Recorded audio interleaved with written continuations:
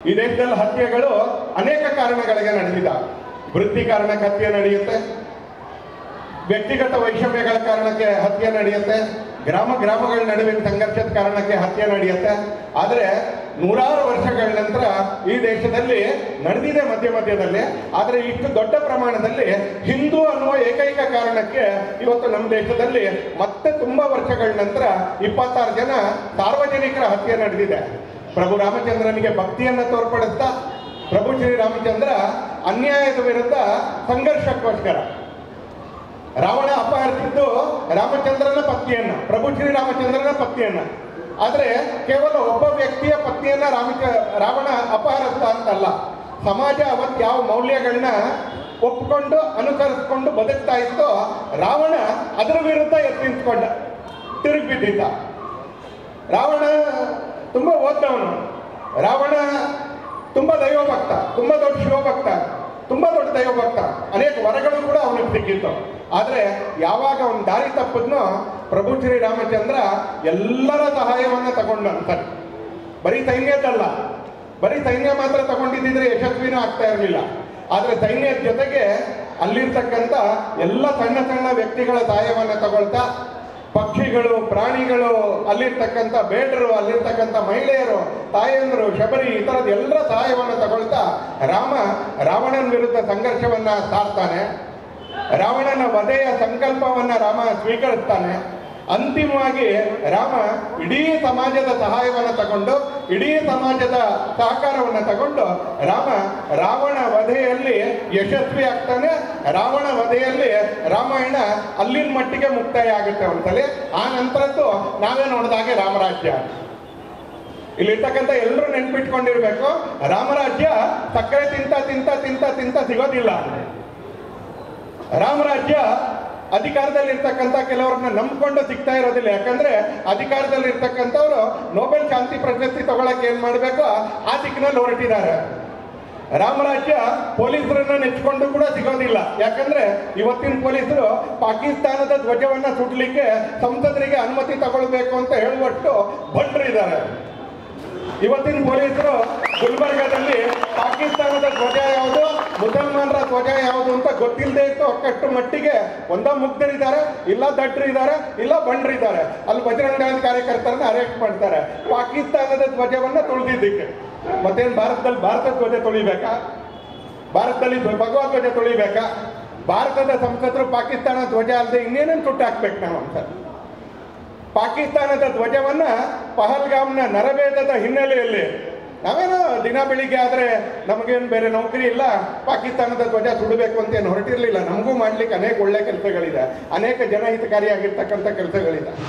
ಆದರೆ ಪಹಲ್ಗಾಮಲ್ಲಿ ನಡೆದಿದ್ದು ಯಾರೋ ರಸ್ತೆಯಲ್ಲಿ ಹೋಗ್ತಾ ಇದ್ದಂಥ 4 ಜನರ ಹತ್ಯೆ ಅಲ್ಲ.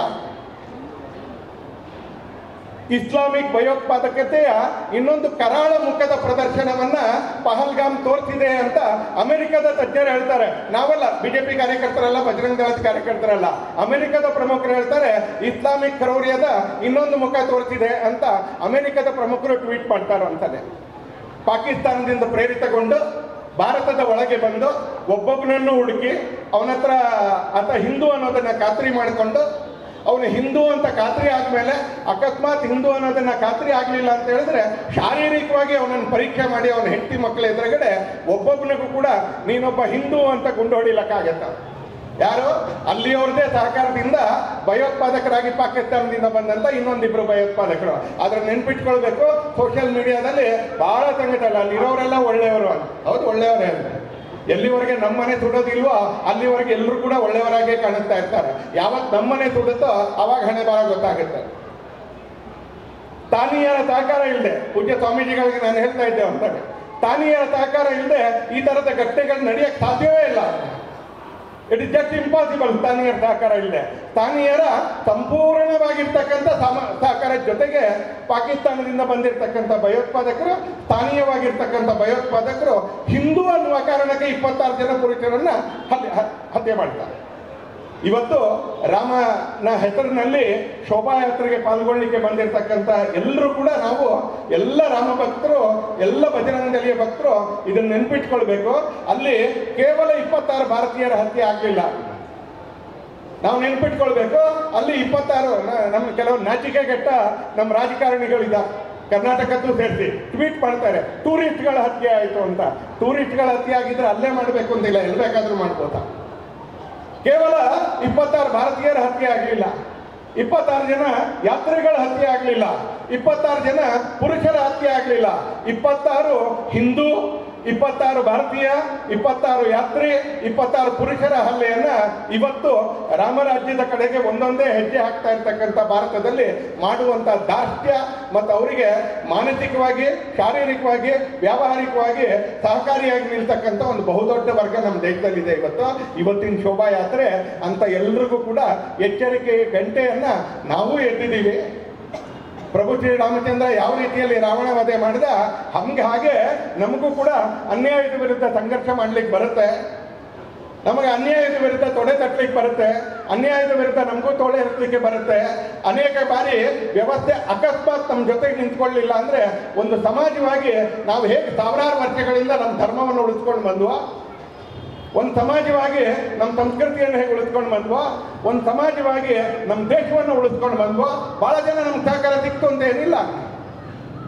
ಆದರೆ ಈ ದೇಶದ ಒಬ್ಬೊಬ್ಬ ಮಗು, ಈ ದೇಶದ ಒಬ್ಬೊಬ್ಬ ಬಾಲಕ, ಈ ದೇಶದ ಒಬ್ಬೊಬ್ಬ ಬಾಲಕಿ ಬಚ್ಚ ಬಚ್ಚ ರಾಮ ಹೈ ಅಂತ ಹಾಡಿನಲ್ಲಿ ಹೇಳ್ತಾರೆ. ಚಂದನ ಹೈ ದೇಶಕ್ಕೆ ಮಾಟಿ, ಈ ಮಣ್ಣು ಅದು ಸುಗಂಧದ ಮಣ್ಣು, ಪ್ರತಿ ಮಗುನೂ ಇಲ್ಲಿ ರಾಮಚಂದ್ರನ ಅಂತ ಹೇಳ್ತಾರಂತ. ಕಳೆದ ಸಾವಿರಾರು ವರ್ಷಗಳಲ್ಲಿ ಒಬ್ಬೊಬ್ಬ ವ್ಯಕ್ತಿ ಕೂಡ ಎದೆ ತಟ್ಟು ನಿಂತ್ಕೊಂಡು ಈ ದೇಶದಲ್ಲಿ ದೇಶವನ್ನ, ಈ ದೇಶದಲ್ಲಿ ಧರ್ಮವನ್ನ, ಈ ದೇಶದಲ್ಲಿ ಸಂಸ್ಕೃತಿಯನ್ನ ಉಳಿಸ್ಕೊಳ್ತಕ್ಕಂಥ ಕೆಲಸವನ್ನ ಈ ದೇಶದಲ್ಲಿ ಮಾಡಿದ್ದಾರೆ. ನೆನ್ಪಿಟ್ಕೊಳ್ಳಿ, ಯಾವ ರಾಮನ ಹೆಸರಿನಲ್ಲಿ ಇವತ್ತು ಶೋಭಾಯಾತ್ರೆ ಮಾಡ್ತಾ ಇದ್ದೀವೋ ನಾವು, ಆ ರಾಮನ ಒಂದು ಮಂದಿರವನ್ನ ಕಟ್ಟಲಿಕ್ಕೋಸ್ಕರ ಈ ದೇಶದಲ್ಲಿ 78 ಬಾರಿ ಸಂಘರ್ಷ ಮಾಡಬೇಕಾಯ್ತು ಅಂತ. ಆದರೆ ಹಿಂದೂ ಸಮಾಜ ಯಾವಾಗಾದರೂ ಸುಸ್ತಾಗಿ ಸ್ವಲ್ಪ ದಿನ ಸುಮ್ಮನೆ ಕೂತ್ಕೊಳ್ತೇ ಹೊರತು ಸೋತ್ ಯಾವಾಗಲೂ ಹಿಮ್ಮೆಟ್ಟಲಿಲ್ಲ. ಇಲ್ಲಿ ಕುತ್ಕೊಂಡಿರ್ತಕ್ಕಂಥ, ಇಲ್ಲಿ ನಿಂತಿರ್ತಕ್ಕಂಥ, ಇಲ್ಲಿ ಬಂದಿರ್ತಕ್ಕಂಥ ಎಲ್ಲ ಹಿಂದೂ ಬಾಂಧವರು ನೆನ್ಪಿಟ್ಕೊಳ್ಬೇಕಾಗಿರ್ತಕ್ಕಂಥದ್ದು ಆ 78 ಸಂಘರ್ಷದಲ್ಲಿ. 90ರ ದಶಕದಲ್ಲಿ ನಡೆದಿದ್ದು 78 ಸಂಘರ್ಷ. ಅದಕ್ಕೆ ಮುಂಚೆ 77 ಸಂಘರ್ಷ 525 ವರ್ಷದಲ್ಲಿ ನಡೆಯುತ್ತೆ. ಆ 525 ವರ್ಷ ರಾಮ ಮಂದಿರಕ್ಕೋಸ್ಕರ, ಆ 525 ವರ್ಷ ರಾಮನ ಜನ್ಮಭೂಮಿಯಲ್ಲಿ ರಾಮನ ವ್ಯಕ್ತಿತ್ವಕ್ಕೆ ತಕ್ಕನಾಗಿರ್ತಕ್ಕಂಥ ಒಂದು ರಾಮ ಮಂದಿರ ನಿರ್ಮಾಣಕ್ಕೆ, ರಾಮನ ಸಂಕೇತವಾಗಿ ಇಟ್ಕೊಂಡು ಹಿಂದೂ ಧರ್ಮವನ್ನ ಮತ್ತೆ ವಾಪಸ್ ಉಚ್ಚರಾಯಕ್ಕೆ ತರ್ತಕ್ಕಂಥ ನಮ್ಮ ಸಂಕಲ್ಪಕ್ಕೆ ಯಾವತ್ತೂ ಸೋಲಾಗಿಲ್ಲ. ನಮ್ಮ ಪ್ರತಿಜ್ಞೆ ಯಾವತ್ತೂ ಸೋಲಿಲ್ಲ. ಸುಸ್ತಾಗಿ ಹಿಂದೂ ಸಮಾಜ ಸ್ವಲ್ಪ ದಿನ ನಿಂತಿರ್ಬೋದು, ಸಾಧನೆಗಳಿದೆ, ಆಯುಧಗಳಿಲ್ಲದೆ ಸ್ವಲ್ಪ ದಿನ ಸುಮ್ಮನೆ ಇದ್ದಿರ್ಬೋದು, ಆದರೆ ಹಿಂದೂ ಸಮಾಜ ಯಾವಾಗಲೂ ಹಿಮ್ಮೆಟ್ಟಲಿಲ್ಲ ಅಂತಾನೆ. ನಾವೇ ಯೋಚನೆ ಮಾಡಿ 520 ವರ್ಷಗಳ ಸತತ ಸಂಘರ್ಷದ ನಂತರ ನಾವು ಆ ಜಮೀನನ್ನು ನಮ್ಮನ್ನಾಗಿ ಮಾಡಿಕೊಂಡ, ಅಲ್ಲಿರ್ತಕ್ಕಂಥ ವಿವಾದಿತವಾಗಿರ್ತಕ್ಕಂಥ ಬಾಬರಿ ಮಸೀದಿಯನ್ನು ಕೂಡ ಕುಟ್ಟಿ ಕುಟ್ಟಿ ಕುಟ್ಟಿ ಕುಟ್ಟಿ ಕುಟ್ಟಿ ಪುಡಿ ಮಾಡಿದ. ಅದಾದ ನಂತರ ಲೋಕತಾಂತ್ರಿಕವಾಗಿ ಪ್ರಜಾಪ್ರಭುತ್ವದಲ್ಲಿ ರಾಮ ಮಂದಿರವನ್ನು ಬೆಂಬಲಿಸ್ತಕ್ಕಂಥ ವ್ಯಕ್ತಿಗಳನ್ನ ಅಧಿಕಾರಕ್ಕೆ ತಗೊಂಡು ಬಂದು ಕೋರ್ಟಿನ ಎದುರುಗಡೆ ವಾದ ಮಾಡುದು, ಕೋರ್ಟಿನ ಎದುರುಗಡೆ ತರ್ಕ ಇಟ್ಟು, ಕೋರ್ಟಿನ ಎದುರುಗಡೆ ಎಲ್ಲ ಲಾ ಪಾಯಿಂಟ್ಗಳನ್ನ ಕಾನೂನಿನ ಭಾಷೆಯಲ್ಲ ವಾದ ಮಾಡುದು.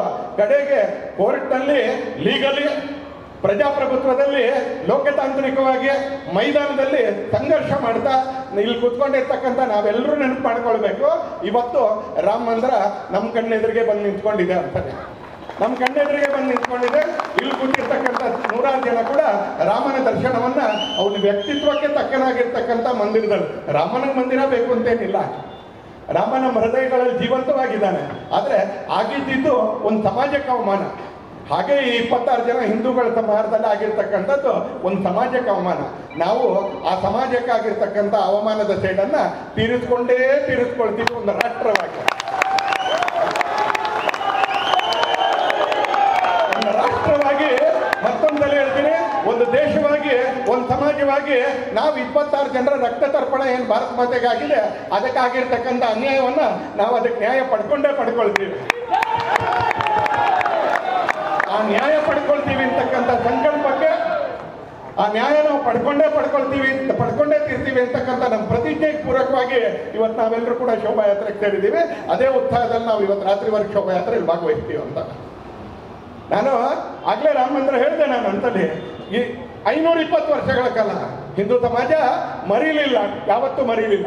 ಅನೇಕ ಸಲ ನಾವು ಯೋಚನೆ ಮಾಡಬೇಕಾದ್ರೆ ನಮ್ಮದೇ ಆಗಿರ್ತಕ್ಕಂಥ ದೌರ್ಬಲ್ಯದ ಕಾರಣಕ್ಕೆ ಹಿಂದೂ ಸಮಾಜಕ್ಕೆ ಸಾಮರ್ಥ್ಯ ಇಲ್ಲ, ಹಿಂದೂ ಸಮಾಜಕ್ಕೆ ಶಕ್ತಿ ಇಲ್ಲ. ಆದರೆ ಇವತ್ತು ವಿಶ್ವ ಹಿಂದೂ ಪರಿಷತ್ ಬಜರಂಗ ದಳದ ನೇತೃತ್ವದಲ್ಲಿ, ಇವತ್ತು ಪೂಜ್ಯ ಸ್ವಾಮೀಜಿಗಳ ಆಶೀರ್ವಚನದಲ್ಲಿ ಹಿಂದೂ ಸಮಾಜಕ್ಕೂ ಕೂಡ ಶಾಸ್ತ್ರ ಇದೆ, ಹಿಂದೂ ಸಮಾಜಕ್ಕೂ ಕೂಡ ತೇಜ ಇದೆ, ಹಿಂದೂ ಸಮಾಜಕ್ಕೂ ಕೂಡ ಲಾಂಗ್ ಮೆಮರೀಸ್ ಇದ್ದಾವೆ. ಸುದೀರ್ಘವಾಗಿರ್ತಕ್ಕಂಥ ನೆನಪು ಶಕ್ತಿ ಹಿಂದೂ ಸಮಾಜಕ್ಕೂ ಇದೆ ಅಂತಲೇ. ಆ ಸುದೀರ್ಘವಾಗಿರ್ತಕ್ಕಂಥ ನೆನಪು ಶಕ್ತಿಯನ್ನು ಇಟ್ಕೊಂಡು ಹಿಂದೂ ಸಮಾಜ ಅದು ನ್ಯಾಯಯುತವಾಗಿ ನಡ್ಕೊಳ್ಳುತ್ತೆ, ಅನ್ಯಾಯದ ವಿರುದ್ಧ ತೆಟ್ಟು ತಿರ್ಸ್ಕೊಳ್ಳುತ್ತೆ. ಎರಡನ್ನೂ ಮಾಡ್ತೀವಿ ನಾವು ಅಂತ ನಿಮ್ಮ ಎದುರಿಗೆ ನಾನು ಹೇಳಲಿಕ್ಕೆ ಅಂತ ಇಷ್ಟಪಡ್ತೀನಿ. ನಾವು ಅನ್ಯಾಯ ಮಾಡಲ್ಲ. ಸಂಘದ ಪೂಜನೀಯ ಸರ್ಸಂಘಚಾಲಕರು ಹೇಳಿದ್ರು, ಯಾವ ಹಿಂದೂ ಕೂಡ ಇನ್ನೊಬ್ಬನ ಹತ್ರ ಅವನ ಧರ್ಮ ಕೇಳಿ ಹತ್ಯೆ ಮಾಡಲ್ಲ, ನಾವು ಅನ್ಯಾಯ ಮಾಡಲ್ಲ ಅಂತ. ಮಾಡಲ್ಲ. ನೀನು ಹಿಂದೂನೋ ಮುಸಲ್ಮಾನನೋ ಅಂತ ಕೇಳಿ ಹತ್ಯೆ ಮಾಡಿದ್ದಾರೆ ಅಂತ ಆ ಹತ್ಯೆಗೊಳಗಾದವರ ಹೆಂಡತಿ ಹೇಳ್ತಾ ಇದ್ದಾರೆ ಟಿವಿಯಲ್ಲಿ. ನೀನು ಹಿಂದೂನೋ ಮುಸಲ್ಮಾನ ಅಂತ ಕೇಳಿ ನಮ್ಮ ತಂದೆನ ಹತ್ಯೆ ಮಾಡಿದ್ರು ಅಂತ ಮಗು ಹೇಳುತ್ತೆ. ಆದರೆ ಕರ್ನಾಟಕದ ಒಬ್ಬ ಮಂತ್ರಿ ರಾಜಕಾರಣಿ ಹೇಳ್ತಾರೆ, ಇಲ್ಲ ಇಲ್ಲ ಅದಕ್ಕೆ ಯಾವುದೇ ಸಾಕ್ಷಿ ಇಲ್ಲ ಅಂತ. ನಮ್ಮನೇಲಿ ಒಂದು ಜೀವ ಇದೇ ಥರ ಕಳ್ಕೊಂಡ್ರೆ ನಮ್ಗೆ ಯಾವ ಸಾಕ್ಷಿನೂ ಬೇಡ ಆಗುತ್ತೆ. ಆದರೆ ಇನ್ನೊಂದು ಮನೇಲಿ ಯಾವುದಾದ್ರೂ ಜೀವ ಹೋದರೆ ನಮಗೆ ತರ್ಕ ಬೇಕಾಗುತ್ತೆ, ನಮಗೆ ಸಾಕ್ಷಿ ಬೇಕಾಗುತ್ತೆ, ಕೆಲವು ರಾಜಕೀಯ ಪಕ್ಷಗಳಿಗೆ ವಿಡಿಯೋ ಕೂಡ ಬೇಕಾಗುತ್ತೆ. ಅಂತ ಸಮಯದಲ್ಲಿ ವಿಡಿಯೋ ಕೂಡ ಬೇಕಾಗುತ್ತೆ. ಅಷ್ಟು ನಾಚಿಕೆ ಕೆಟ್ಟಿರ್ತಕ್ಕಂಥವ್ರು ಕೆಲವು ಭಾಗಗಳಲ್ಲಿ ದೇಶದಲ್ಲಿ ನಮ್ಮನ್ನ ಆಳ್ಲಿಕ್ಕೆ ಅಂತಿದ್ದಾರೆ ಇವತ್ತಂತ. ಅಂತ ನಾಚಿಕೆ ಕೆಟ್ಟವ್ರು ಅಂತಾರೆ. ಇಲ್ಲಿದ್ರೆ ನೀವೇ ಯೋಚನೆ ಮಾಡಿ ಅಂತಲೇ. ನಿನ್ನೆ ತೇಜಸ್ವಿ ಸೂರ್ಯ ಅಲ್ಲಿರ್ತಕ್ಕಂಥ ಶಾಸಕರು ಸುಡ್ಲಿಕ್ಕೆ ಹೊರಟಿರ್ತಕ್ಕಂಥದ್ದು ಪಾಕಿಸ್ತಾನದ ಧ್ವಜವನ್ನ. ಇನ್ನೇನು ಪಾಕಿಸ್ತಾನ ಧ್ವಜ ಅಲ್ಲದೆ ಪಾಕಿಸ್ತಾನದ ರಾಜದೂತನ ಕರೆದು ಬಂದು ರಾಮಕೃಷ್ಣ ಆಶ್ರಮದ ಎದುರುಗಡೆ ನಿಲ್ಲಿಸ್ಬಿಟ್ಟು ನಾವು ಸನ್ಮಾನ ಮಾಡಬೇಕಾಗಿತ್ತ ಈ ಸರ್ಕಾರದ ಗೃಹ ಇಲಾಖೆಯ ನೇತೃತ್ವದಲ್ಲಿ ಅಥವಾ ಇಲ್ಲಿನ ಪೊಲೀಸರ ನೇತೃತ್ವದಲ್ಲಿ? ನಾವೇನು ಪಾಕಿಸ್ತಾನದ ರಾಯಭಾರಿನ ಕರೆದು ಸನ್ಮಾನ ಮಾಡಬೇಕು, ಅವ್ರ ಧ್ವಜ ಸುಟ್ಟಾಕಿದೆ ಅಂತ. ಇವತ್ತು ದೇಶವನ್ನು ಆಳ್ತಕ್ಕಂಥವ್ರು ನಾವು ಇದಕ್ಕೆ ತಕ್ಕರಾಗಿರ್ತಕ್ಕಂಥ ಶಾಸ್ತಿ ಮಾಡಿರ್ತೀವಿ ಅಂತಕ್ಕಂಥ ಸಂಕಲ್ಪ ತೊಟ್ಟಿರ್ಬೇಕಾದ್ರೆ ಇವತ್ತು ದೇಶದ ಪ್ರತಿ ಅಣು ಕಣ ಕೂಡ ಅದರ ಜೊತೆಗೆ ನಿಂತ್ಕೊಳ್ಬೇಕಾಗಿರ್ತಕ್ಕಂಥ ಅನಿವಾರ್ಯತೆ ಇದೆ. ಇದರಲ್ಲಿ ರಾಜಕೀಯ ಬೆಳೆಸಬಾರ್ದು. ನಮ್ಮ ರಾಜ್ಯದ ಮುಖ್ಯಮಂತ್ರಿಗಳು ಹೇಳ್ತಾರೆ ಯುದ್ಧದ ಅನಿವಾರ್ಯತೆ ಇಲ್ಲ ಅಂತ. ಇವತ್ತು ಸ್ವಲ್ಪ ತಿರುಗಿಸ್ಬಿಟ್ಟು ಹೇಳಕ್ ಶುರು ಮಾಡಿದ್ದಾರೆ, ಇಲ್ಲ ಅನಿವಾರ್ಯತೆ ಯುದ್ಧ ಬೇಕು ಅಂತ ನಾನು ಹೇಳಿದ್ದೆ. ಯಾಕಂದ್ರೆ ನಿನ್ನೆಯಿಂದ ಕಪಾಲಕ್ಕೆ ಬಾರಿಸ್ಕೊಂಡು ನಿನ್ನೆಯಿಂದ ಸುಸ್ತಾಗಿದೆ. ಅದಕ್ಕೆ ಇವತ್ತು ಬೆಳಿಗ್ಗೆ ಮತ್ತೆ ಪತ್ರಕರ್ತರನ್ನು ಕರೆದು ಇಲ್ಲ ನಾನು ಹಾಗೆ ಹೇಳಲಿಲ್ಲ, ಪಾಕಿಸ್ತಾನದ ಜೊತೆ ಯುದ್ಧ ಮಾಡಿದೆ, ಇನ್ನೇನು ಮಾಡೋಣ ಸ್ವಾಮಿ, ಇನ್ನೇನು ಮಾಡೋಣ ಅಂತಾರೆ. ಅಲ್ಲಿಂದ ಒಳಗೆ ಬಂದಿದ್ದಾರೆ ಅಂತ ಗೊತ್ತಾಗಿದೆ, ಅವರೇ ಮಾಡಿದ್ದಾರೆ ಅಂತ ಗೊತ್ತಾಗಿದೆ, ಅವರೇ ಹತ್ಯೆ ಮಾಡಿದ್ದಾರೆ ಅಂತ ಗೊತ್ತಾಗಿದೆ. ಅದಕ್ಕೆ ಬೇಕಾಗಿರ್ತಕ್ಕಂಥ ಸಾಕ್ಷಿಗಳು ಸಿಕ್ಕಿದಾವ ಅಂತಲೇ. ಆದರೆ ಅವ್ರ ಜೊತೆ ಯುದ್ಧ ಆಗತ್ತೆ ಆಗಲ್ಲ, ಅದು ಸೈನ್ಯಕ್ಕೆ ಸಂಬಂಧಪಟ್ಟಿದ್ದು. ಆದರೆ ಈ ಅನ್ಯಾಯಕ್ಕೆ ತಕ್ಕನಾಗಿರ್ತಕ್ಕಂಥ ಶಾಸ್ತಿಯನ್ನ ಪ್ರತಿಯೊಬ್ಬನೂ ವಿರುದ್ಧನೂ ಪಾಲ್ಗೊಂಡಿರ್ತಕ್ಕಂಥ ಪ್ರತಿಯೊಬ್ಬನೂ ವಿರುದ್ಧನೂ ಪಾಲ್ಗೊಂಡಿರ್ತಕ್ಕಂಥ ಪ್ರತಿ ವ್ಯವಸ್ಥೆಯ ವಿರುದ್ಧನೂ ನಾವು ಈ ಅನ್ಯಾಯಕ್ಕೆ ಆಗಬೇಕಾಗಿರ್ತಕ್ಕಂಥ ಪಾಠ ಕಲಿಸ್ತೀವಿ. ನಮ್ಮ ದೇಶದ ಪ್ರಧಾನಮಂತ್ರಿಗಳು ಹೇಳಿದ್ದಾರೆ, ದೇಶದ ಪ್ರಧಾನಮಂತ್ರಿಗಳು ಹೇಳಿದ್ದಾರೆ, ಭೂಮಿಯ ಯಾವುದೇ ತುದಿಲಿ ಅಡಗಿರಲಿ ಆತನನ್ನು ನಾವು ಹುಡುಕಿ ನಾವು ಈ ಅನ್ಯಾಯಕ್ಕೆ ನಾವು ಏನು ನ್ಯಾಯ ತಗೊಳ್ಬೇಕೋ ತಗೊಳ್ತೀವಿ ಅಂತ ಹೇಳಿದ್ದಾರೆ. ಲೆಡ್ದೇರ್ ಎಂಡ್ ಆಫ್ ದ ಅರ್ಥ.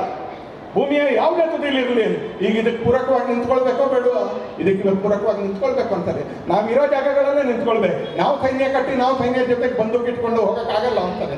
ಆದರೆ ಇರೋಂಥ ಕಡೆಗಳಲ್ಲಿ ಇದನ್ನು ಮಾಡೋರಿಗೆ ಹರಕೆಯಿಂದ ನಾವು ಬೆಂಬಲ ಕೊಡಬೇಕು, ಇದನ್ನು ಮಾಡೋರಿಗೆ ಆಶೀರ್ವಾದದಿಂದ ಬೆಂಬಲ ಕೊಡಬೇಕು, ಇದನ್ನು ಮಾಡೋರಿಗೆ ನಾವು ಒಳ್ಳೆ ಮಾತಿಂದ ಬೆಂಬಲ ಕೊಡಬೇಕು.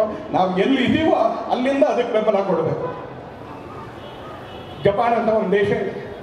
ಜಪಾನಲ್ಲಿ ಭೂಕಂಪ ಆದರೆ ಭಾರತದ IT ಕಂಪನಿಯಲ್ಲಿ ಕೆಲಸ ಮಾಡ್ತಾ ಇರ್ತಕ್ಕಂಥ ಜಪಾನಿಯರು ತಾವು ನಿಂತಿರೋ ಜಾಗದಲ್ಲಿ ಎದ್ದು ನಿಂತ್ಕೊಂಡು ಜಪಾನಿನ ರಾಷ್ಟ್ರಗೀತೆ ಆಡ್ತಾರೆ. ನಾವೇ ಯಾರಾದ್ರೂ 4 ಜನ ಇದ್ದಿದ್ರೆ ನಾವು ಅವ್ರಿಗೆ ತಮಾಷೆ ಮಾಡ್ತಿದ್ದೋ, ಅಲ್ಲೆಲ್ಲೋ ಭೂಕಂಪ ಆಗಿದೆ, ಇಲ್ಲಿ ರಾಷ್ಟ್ರಗೀತೆ ಹಾಡಿದ್ರೆ ಆ ಭೂಕಂಪ ಸರಿ ಹೋಗ್ಬಿಡುತ್ತಾ ಅಂತ ಆಡ್ಕೊಳ್ಳೋರು ನಮ್ಮ ಸಮಾಜದಲ್ಲಿ ಭಾಳ ಜನ. ಗುಲ್ಬರ್ಗ್ನಲ್ಲಿ ಒಂದು 8 ಜನ ಹೆಣ್ಮಕ್ಳು ಇಂಟರ್ವ್ಯೂ TV ಅವ್ರು ಮಾಡ್ತಾರೆ. ಎಷ್ಟು ಲಜ್ಜೆಗೆಟ್ಟವರು ಅಂತ ಕೇಳಿದ್ರೆ ಹೆಣ್ಮಕ್ಳು ತಿರ್ಗ್ಲಿಕ್ಕೆ ಹೋಗಿದ್ದಾರೆ, ಹೋಗ್ಲಿ, ಅಲ್ಲಿ ಇರೋರೆಲ್ಲ ವಾಪಸ್ ಬಂದ್ಬಿಡ್ಬೇಕು ಅಂತ ನಾನು ವಿಪರೀತ ಏನು ಹೇಳಕ್ ಹೋಗೋದಿಲ್ಲ, ಧೈರ್ಯ ಇದ್ರೆ ಇಲ್ಲಿ. ಆದರೆ ಇಲ್ಲೇ ಪಕ್ಕದಲ್ಲಿ ಒಂದು 26 ಜನರ ಹತ್ಯೆ ಆಗಿದೆ. ನನ್ನಂತ 26 ಜನ ಹೆಣ್ಮಕ್ಳು ವಿಧವೆಯರಾಗಿದ್ದಾರೆ. ನನ್ನಂತ 26 ಮನೆಗಳಲ್ಲಿ ಇವತ್ತು ಸೂತಕದ ಛಾಯೆ ಇದೆ. ಅಷ್ಟೊಂದು ಪ್ರಜ್ಞೆ ಆದ್ರೂ ಇರ್ಬೇಕಲ್ಲ. ಓದಿರ್ತಕ್ಕಂಥ ಹೆಣ್ಮಕ್ಳು ಹೇಳ್ತಾರೆ, ಆಯ್ತು ಚೋಟೆ ಮೋಟೆ ಘಟನೆ ಗಟ್ತೀರಂತ, ಇಂಥ ಸಣ್ಣ ಪುಟ್ಟ ಘಟನೆಗಳು ನಡೀತಾ ಇರ್ತವೆ ಅಂತ. ನಮ್ಮ ರಾಜ್ಯದ ಕೆಲವು ರಾಜಕಾರಣಿಗಳಿದಾರಲ್ಲ, ಅವ್ರಿಗೂ ಇವ್ರಿಗೂ ಏನು ವ್ಯತ್ಯಾಸ ಇಲ್ಲ, ಏನು ಸಾಕ್ಷಿ ಇಲ್ಲ ಅಂತ ಒಬ್ಬ ಮಂತ್ರಿ ನಿನ್ನೆ ಹೇಳಿದ. ಇವ್ರ ಮನೆ ಹತ್ರ ಬಂದು ಸಾಕ್ಷಿ ಕೊಟ್ಟು, ನಾನು ಇದು ಐಡೆಂಟಿಟಿ ಕಾರ್ಡು, ನಾನು ಪಾಕಿಸ್ತಾನದಿಂದ ಬಂದಿದ್ದೀನಿ ಭಯೋತ್ಪಾದಕ, ಸ್ವಲ್ಪ ತರ್ಕೊಳ್ಳಿ, ನಿಮ್ಮ ಮನೇಲಿರೋ ಇಬ್ಬರನ್ನ ಹತ್ಯೆ ಮಾಡಬೇಕು ಅಂತ ಇವ್ರಿಗೆ ಸಾಕ್ಷಿ ಕೊಟ್ಟು ಐಡೆಂಟಿಟಿ ಕಾರ್ಡ್ ಕೊಟ್ಟು ಹತ್ಯೆ ಮಾಡ್ತಾರೆ. ಇವತ್ತು ಈ ಥರದ ನಾಚಿಕೆಟ್ಟಿರ್ತಕ್ಕಂಥ ವ್ಯವಸ್ಥೆ ಕೂಡ ಇವತ್ತು ನಮ್ಮ ದೇಶದಲ್ಲಿದೆ. ಆದರೆ ಅದೇ ಜಪಾನ್ ದೇಶ ಹೇಗೆ ಬರ್ತದೆ ಅಂದರೆ, ಅಲ್ಲೆಲ್ಲೋ ಭೂಕಂಪ ಆದರೆ ಇಲ್ಲೇ ತಿಂತ್ಕೊಂಡು ರಾಷ್ಟ್ರಗೀತೆ ಹೇಳ್ತಾರೆ. ಯಾಕೆ?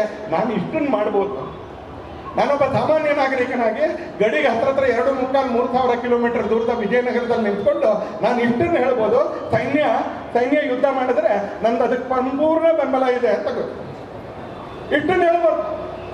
ಏನು ಮಾಡಬೇಕು ಅಂತ ನಿರ್ಧಾರ ಮಾಡೋದು ಸೈನ್ಯ, ಏನು ಮಾಡಬೇಕು ಅಂತ ನಿರ್ಧಾರ ಮಾಡೋದು ಸರ್ಕಾರ, ಏನು ಮಾಡಬೇಕು ಅಂತ ನಿರ್ಧಾರ ಮಾಡಬೇಕಾಗಿರ್ತಕ್ಕಂಥದ್ದು ಅದಕ್ಕೆ ಸಂಬಂಧಪಟ್ಟಿರ್ತಕ್ಕಂಥ ತಜ್ಞರು.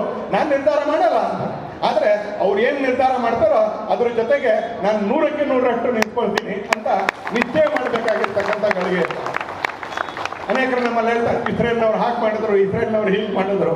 ಅದ್ರ ಒಂದೇನಂದ್ರೆ ಇಸ್ರೇಲ್ನಲ್ಲಿ ಈ ಥರ ಅಡ್ಡ ಮಾತಾಡೋರು ಯಾರು ಇಲ್ಲ. ಅಲ್ಲೂ ತುಂಬ ರಾಜಕೀಯ ಪಕ್ಷಗಳಿದ್ದಾವೆ, ಅಲ್ಲೂ ಸಮ್ಮಿಶ್ರ ಸರ್ಕಾರನೇ ಇರೋದು, ಅಲ್ಲೂ ಒನ್ ಪಾರ್ಟಿ ಸರ್ಕಾರ ಇಲ್ಲ, ಅಲ್ಲೂ ಸಮ್ಮಿಶ್ರ ಸರ್ಕಾರನೇ ಇರೋದು. ಆದರೆ ಯುದ್ಧ ಬಂದಾಗ ಅವ್ರು ನಿಶ್ಚಯ ಮಾಡ್ತಾರೆ, ನಾನು ಮೊದಲು ಯಹೂದಿ, ಅದಾದ್ಮೇಲೆ ನನ್ನ ರಾಜಕೀಯ. ನಮ್ದು ಊಟ ಮಾಡಬೇಕಾದ್ರೇನೋ ರಾಜಕೀಯ, ತಿಂಡಿ ತಿನ್ಬೇಕಾದ್ರೇನೋ ರಾಜಕೀಯ, ಯುದ್ಧ ಆಗ್ಬೇಕಾದ್ರೇನೋ ರಾಜಕೀಯ, ಹಬ್ಬ ಬಂದ್ರೂ ರಾಜಕೀಯ, ಎಲ್ಲದರಲ್ಲೂ ರಾಜಕೀಯ ಮಾಡ್ತಾ ಇದ್ರೆ ಈ ರಾಜಕೀಯಕ್ಕೂ ಅದರಿಂದ ಪ್ರೇರಿತವಾಗಿರ್ತಕ್ಕಂಥ ಆಡಳಿತಕ್ಕೂ ಬಲು ದೊಡ್ಡದಾಗಿರ್ತಕ್ಕಂಥ ಮಧ್ಯೆ ಇರಬೇಕಾಗಿರ್ತಕ್ಕಂಥ ಒಂದು ಒಳ್ಳೆ ಕಾಲ ಇವತ್ತು ಬಂದಿದೆ. ಒಳ್ಳೆ ಕಾಲ, ದುಃಖದ ಗಟ್ಟೆ ಅದು, ಆದರೆ ಅದಕ್ಕೊಂದು ಸರಿಯಾಗಿರ್ತಕ್ಕಂಥ ಕಾಲ ಬಂದಿದೆ. ಬಂಧುಗಳೇ, ಪ್ರಭು ಶ್ರೀರಾಮಚಂದ್ರನ ಆದರ್ಶಗಳನ್ನ ಇಟ್ಕೊಂಡು ಅಂತ ಆದರ್ಶಗಳನ್ನ ಇಟ್ಕೊಂಡಿರುತ್ತೆ. ಇವತ್ತು ಯಾವುದಕ್ಕೆ ಹೆದರಿಕೆ? ಯಾವ ಕಾರಣಕ್ಕೋಸ್ಕರ ಹೆದರಿಕೆ ಮಾಡಿ? ನಾವು ಯಾವ ತಪ್ಪು ಮಾಡಿಲ್ಲ, ಯಾವ ಕಾರಣಕ್ಕೋಸ್ಕರ ಹೆದರಿಕೆ ಮಾಡಿ? ಅನ್ಯಾಯ ಮಾಡಿರೋದು ಯಾರು ಅಂತ ನೇರ ಗೊತ್ತಿದೆ ಅಂತಲೇ, ಹಾಗಾದ್ರೆ ವಿರೋಧ ಯಾಕೆ ಮಾಡಬಾರ್ದು? ಒಂದು ತಕ್ಷಣ ಆಗ್ತಾರೆ ಬಜರಂಗದ ಕಾರ್ಯಕರ್ತರ ಮೇಲೆ ಗುಲ್ಬರ್ಗದ ಪೊಲೀಸರು, ಪಾಕಿಸ್ತಾನದ ಧ್ವಜ ಸುಟ್ರೆ ಕೋಮು ಗಲಭೆ ಆಗುತ್ತೆ ಅಂತ. ಯಾವ್ದದು ಕೋಮು? ಪಾಕಿಸ್ತಾನದ ಧ್ವಜ ಸುಟ್ರೆ ಗಲಭೆ ಮಾಡ್ತಕ್ಕಂಥ ಕೋಮು ಯಾವ್ದದು? ನೀವು ಹೋಗಿ ಆ ಕೋಮನ್ನು ವಿಚಾರಿಸ್ಕೋಬೇಕು, ಅಥವಾ ಪಾಕಿಸ್ತಾನದ ಧ್ವಜ ಸುಡ್ತಾ ಇರ್ತಕ್ಕಂಥ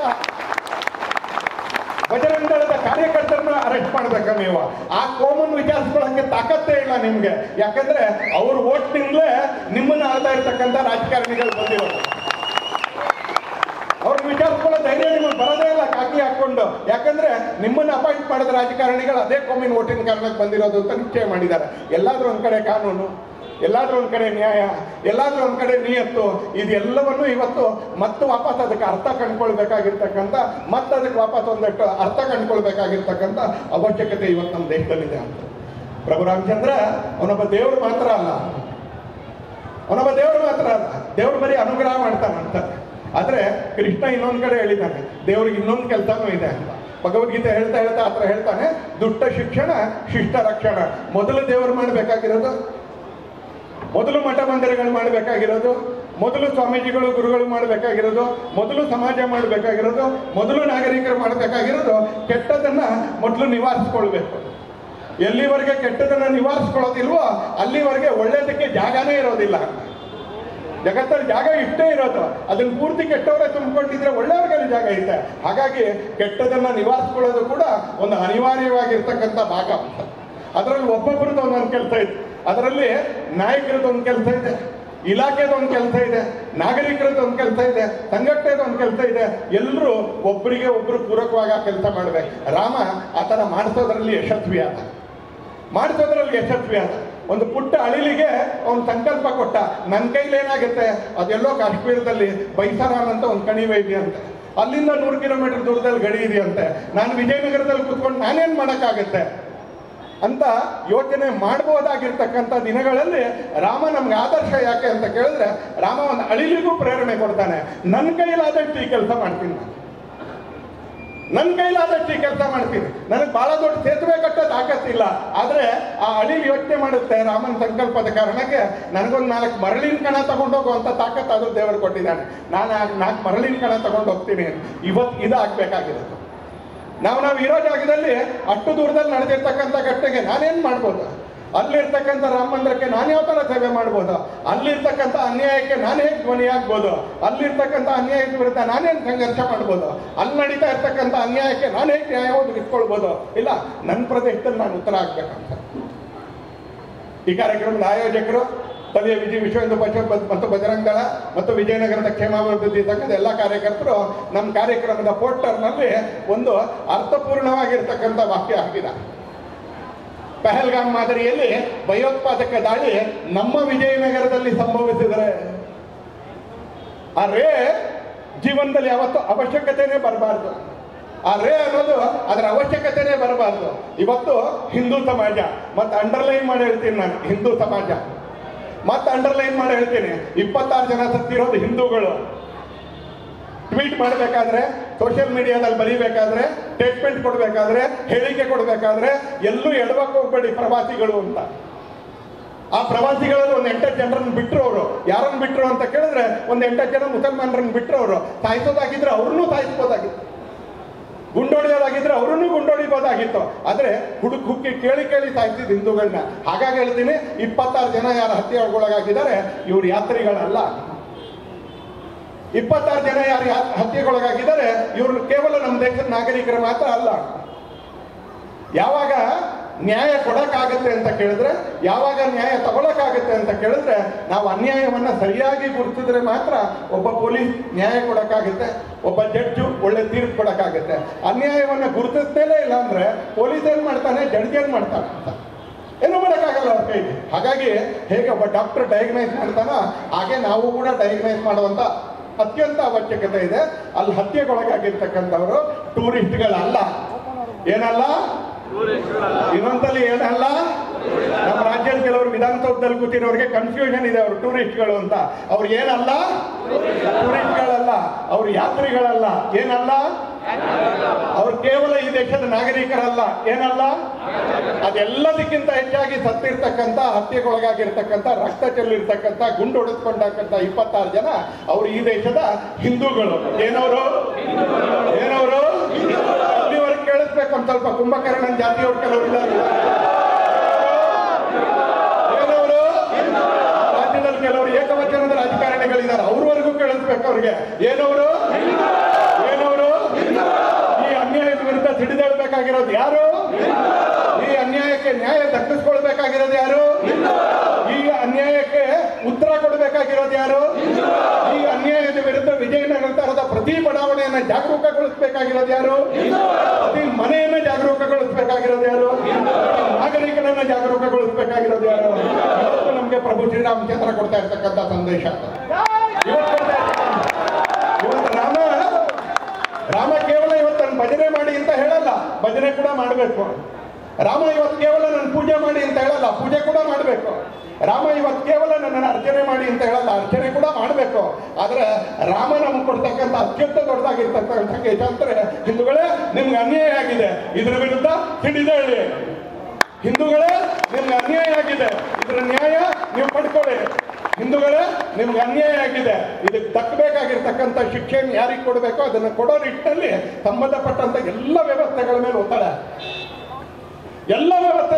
ಹಾಕಿ, ಆ ಥರ ಆಳುವವರಿಗೆ ಕ್ರಮ ತಗೊಳ್ಳಿಕ್ಕೆ ಬೇಕಾಗಿರ್ತಕ್ಕಂಥ ಧೈರ್ಯ ಕೊಡಬೇಕಾಗಿರ್ತಕ್ಕಂಥ ಒಂದು ಬಹು ದೊಡ್ಡದಾಗಿರ್ತಕ್ಕಂಥ ಕರ್ತವ್ಯ ನಮ್ದಿದೆ.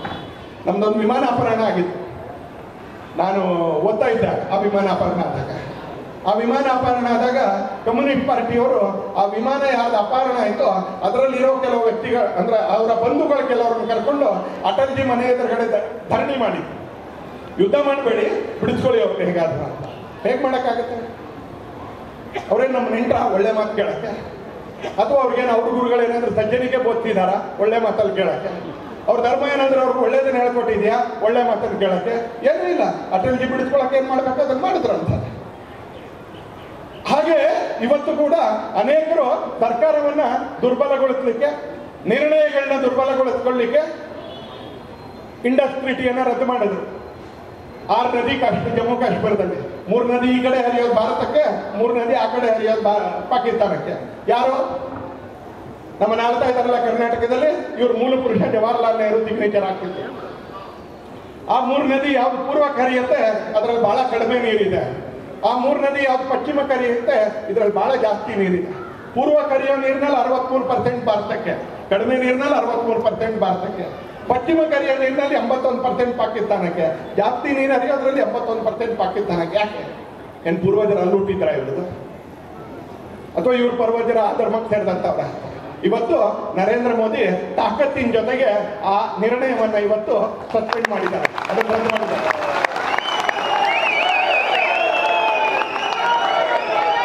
ಆ ನಿರ್ಣಯಕ್ಕೆ ಇವತ್ತು ನರೇಂದ್ರ ಮೋದಿ ತಾಕತ್ತಿನಿಂದ ಆ ನಿರ್ಣಯವನ್ನ ರದ್ದು ಮಾಡಿದ್ದಾರೆ ಅಂತಲೇ. ಆ ನಿರ್ಣಯಕ್ಕೆ ಬೆಂಬಲವಾಗಿ ನಿಂತ್ಕೊಳ್ಬೇಕೋ ಬೇಡವೋ? ನಿರ್ಣಯಕ್ಕೆ ಬೆಂಬಲವಾಗಿ ನಿಂತ್ಕೊಳ್ಳೇಬೇಕು. ಪ್ರತಿಯೊಬ್ಬ ನಾಗರಿಕನು ಹೇಗೆ ಜಪಾನ್ನಲ್ಲಿ ಭೂಕಂಪ ಆದ್ರೆ ಜಪಾನಿಯರು ಬೆಂಗಳೂರಿನ ವಿಪ್ರದಲ್ಲಿ ಬೆಂಗಳೂರು TCS ಅಲ್ಲಿ ಎದ್ದು ನಿಂತ್ಕೊಂಡು ರಾಷ್ಟ್ರಗೀತೆ ಹಾಡ್ತಾರೋ ಹಾಗೆ ನಿರ್ಣಯ ನರೇಂದ್ರ ಮೋದಿ ಮಾಡ್ತಾರೆ. ನೀವು ಮಾಡಿ ನಾವಿದೀವಿ ಅಂತ ತೋರಿಸ್ಬೇಕೋ ಬೇಡವೋ? ಸಾಕ್ಷಿ ಕೇಳಿದ್ರೆ ಪುಲ್ವಾಮಾ ದಾಳಿ ಆದಾಗ ಬಾಲಾಕೋಟ್ನಲ್ಲಿ ಸರ್ಜಿಕಲ್ ಸ್ಟ್ರೈಕ್ ಮಾಡಿದ್ರೆ ಆಮ್ ಆದ್ಮಿ ಪಾರ್ಟಿಯವರು ಸಾಕ್ಷಿ ಕೇಳಿದ್ರಂತ.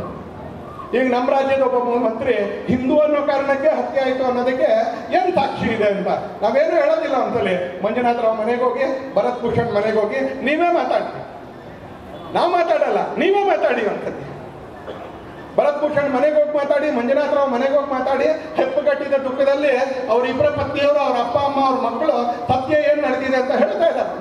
ಸತ್ಯ ಏನು ನಡೆದಿದೆ ಅಂತ ಹೇಳ್ತಾ ಇದ್ದಾರೆ. ಇವತ್ತು ರಾಮನ ಹೆಸರಿನಲ್ಲಿ ರಾಮನಿಗೆ ಘೋಷಣೆ ಆಗ್ತಾ, ರಾಮನಿಗೆ ಅಭಿನಂದಿಸ್ತಾ, ರಾಮನನ್ನ ಸ್ತುತಿ ಮಾಡ್ತಾ, ರಾಮನ ಜೊತೆಗೆ ಬಜರಂಗ ಬಲಿಯನ್ನು ನಮ್ಮಲ್ಲಿ ಆವಾಹಿಸ್ಕೊಳ್ತಾ, ಬಜರಂಗ ಬಲಿಯನ್ನ ಸ್ತುತಿಸ್ತಾ, ಬಜರಂಗಲಿಯ ಭಜನೆ ಮಾಡ್ತಾ, ಬಜರಂಗದಲ್ಲಿ ಬಜರಂಗ ಬಲಿಗೆ ಜಯಕಾರ ಹಾಕ್ತಾ, ಹನುಮಂತನಿಗೆ ಜಯಕಾರ ಹಾಕ್ತಾ ಹೋಗ್ತಾ ಇರಬೇಕಾದ್ರೆ ನಮ್ಮೆಲ್ಲರ ಮನಸ್ಸಲ್ಲಿ ಒಂದು ಮಡುಗಟ್ಟಿದ ದುಃಖ ಇರಬೇಕು. ನಾವು ಇವತ್ತಿನ ಈ ಕಾರ್ಯಕ್ರಮವನ್ನ ಆನಂದದಲ್ಲಿ ಮಾಡ್ತಾ ಇಲ್ಲ. ಪ್ರತಿ ವರ್ಷ 8 ವರ್ಷ ಮಾಡ್ತಾ ಇರ್ಬೇಕಾದ್ರೆ ನಮ್ಮ ಹತ್ರ ಆನಂದ ಇತ್ತು. ಮೊದಲನೇ 6 ವರ್ಷ ನಮ್ಮ ಹತ್ರ ಆನಂದ ಇತ್ತು. ಮೊದಲನೇ 7 ವರ್ಷ ನಮ್ಮ ಹತ್ರ ಆನಂದ ಇತ್ತು. ನಿಧಾನಕ್ಕೆ ರಾಮ ಮಂದಿರ ಆಗುವಂತ ದಿಕ್ಕಿನಲ್ಲಿ ಹಿಂದೂ ಸಮಾಜ ಹೆಜ್ಜೆ ಹಾಕ್ತಾ ಇದೆ.